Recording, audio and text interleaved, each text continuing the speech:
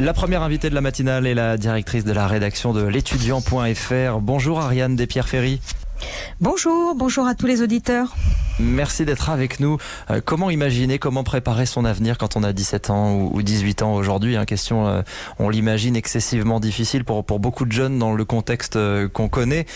Et pourtant, ils doivent trouver des réponses, en tout cas des pistes, puisque l'enregistrement des vœux d'orientation dans le système Parcoursup va démarrer aujourd'hui.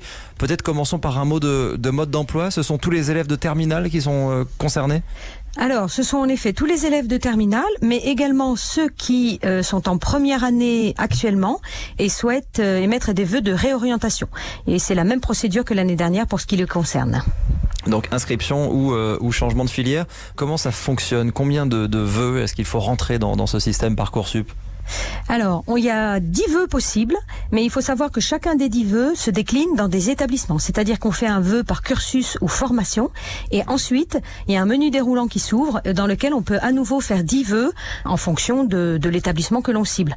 Je donne un exemple, je cherche une licence de STAPS, j'ai envie d'étudier dans la région de Lyon, je mets licence de STAPS donc dans l'outil, et va s'ouvrir dessous la liste des établissements dans lesquels, dans la région, je vais pouvoir suivre cette licence. Donc je peux et on choisir. Fait premier choix, ensuite, deuxième choix, dans un ordre de préférence? Pas d'ordre de préférence sur Parcoursup. Donc en fait, on peut se dire que pour faire ses vœux, il faut une approche qui soit à la fois pragmatique.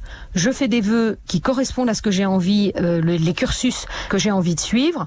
Je panache entre des formations sélectives où, par définition, il y a une sélection, donc je ne suis pas sûr d'être reçu, et des formations dites non sélectives qui sont celles de l'université.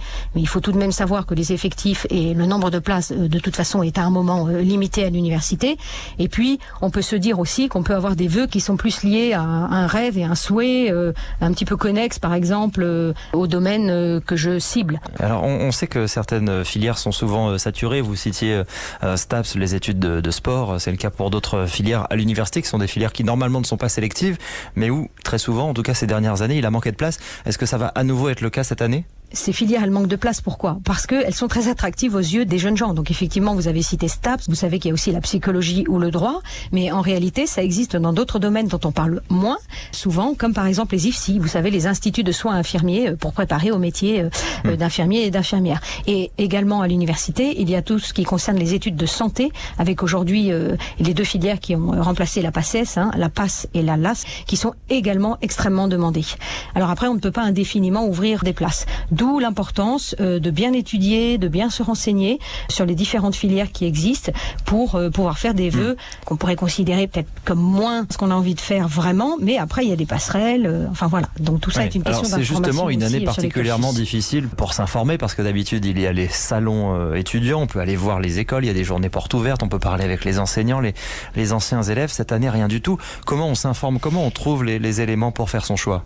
Alors pour parler de l'étudiant, puisque c'est évidemment ce que je connais le mieux, nous avons toute une série de salons virtuels et actuellement, entre janvier et février et même jusque début mars, nous avons une série de salons virtuels des études supérieures qui sont organisés par région. Donc toutes les régions sont représentées et les lycéens vont pouvoir, avec leurs parents, aller sur notre plateforme, sur le salon virtuel, rencontrer des exposants qui sont là par centaines, assister à des conférences qui sont également des lives ou des conférences, des replays enregistrés. Donc le live, l'avantage, c'est qu'on peut poser des questions.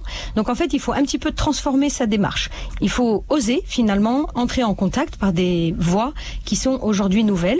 Donc je vous donnais l'exemple des salons virtuels, mais les établissements organisent des journées portes ouvertes virtuelles avec la possibilité, là aussi, d'interroger des responsables de formation, des étudiants, des anciens. Alors faut pas hésiter à échanger avec ses professeurs. Et aujourd'hui, avec la crise, ils savent que les questions sont peut-être plus nombreuses ou en tout cas les inquiétudes plus nombreuses. Donc il faut pas hésiter à aller voir ses professeurs, tous les organismes aussi publics d'information sur l'orientation. Et puis de la même manière, des médias qui sont des références dans le domaine comme l'étudiant, où on a toute une série à la fois, bien entendu, des contenus éditoriaux, des podcasts, des vidéos où on donne en long, en large et en travers comment utiliser la plateforme Parcoursup, on présente toutes les formations, on fait témoigner des jeunes et il y a aussi des tests pour se positionner, des fiches métiers, des fiches formation. Donc les ressources, si vous voulez, elles existent, mais la démarche est un petit peu différente. Alors c'est une génération, celle qui est en terminale aujourd'hui, qui essuie un peu peu les plâtres, parce que ce sont aussi les premiers, en plus de la crise, à expérimenter le tout nouveau bac. On ne sait toujours pas exactement comment ce bac va être organisé, s'il le sera normalement ou pas. Ça va changer dans la façon de sélectionner les futurs étudiants ?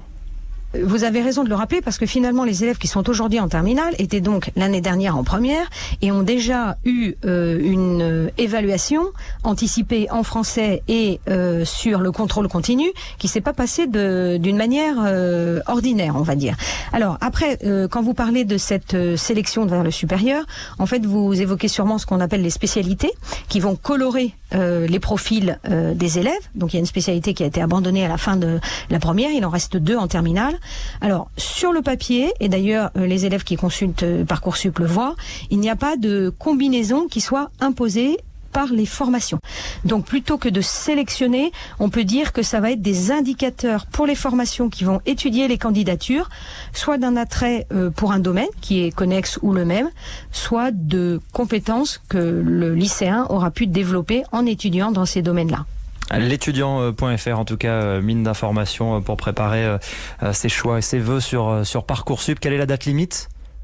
Alors, la date limite pour les vœux, ce sera le 11 mars. Sachant que jusqu'au 8 avril, et c'est quand même important de le souligner, ils pourront encore y modifier leur dossier. Merci Ariane Despierre-Ferry pour toutes ces précisions ce matin, directrice de la rédaction de l'étudiant.fr. Très bonne journée à vous. Merci, bonne journée à tous.